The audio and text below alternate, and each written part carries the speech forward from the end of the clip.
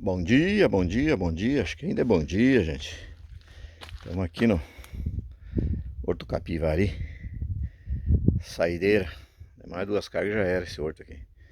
Eu queria mostrar uma paisagem bacana para os amigos aí. Beleza? Hoje é 16 de julho de 2021. Deve ser uns meio-dia agora. Vou virar a imagem. Beleza? Aí, ó.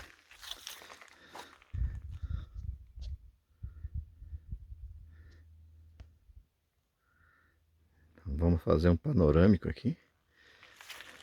Contra o sol é capaz de ficar meio escuro a imagem. Aqui da terra.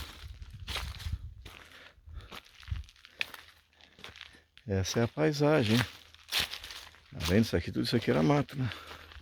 E é longe. Sobrou só aquela pilhazinha lá.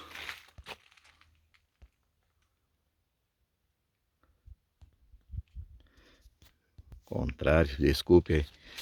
Fui fazer o zoom ali.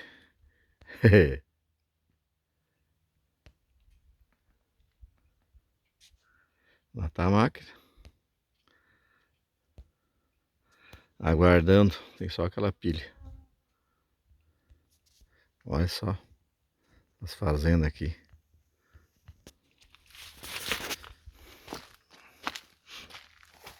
É umas coisas impressionantes, né? E aqui o cargueiro. Pronto, o meuzinho. Juletinha. 2,20 m de altura de madeira. Tá pesadinho. Aí. E esse céu aí, gente. Olha só esse céu aí. A temperatura também tá super agradável, né? Tá uns 13, 14 graus, né?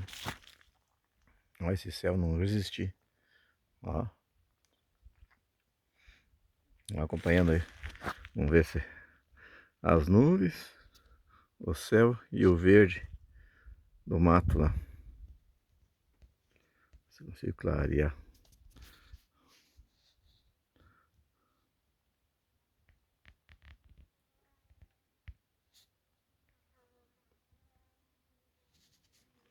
Positivo, né? Clarear um pouco mais a imagem.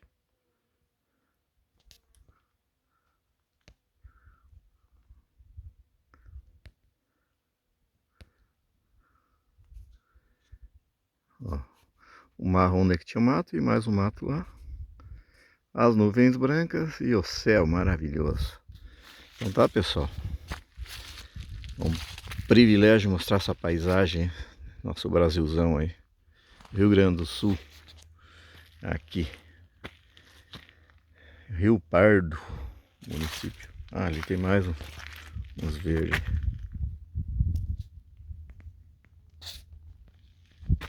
Olha lá a plantação. Olha só, gente. Beleza? Então, fique com Deus aí. Bom fim de semana. Obrigado.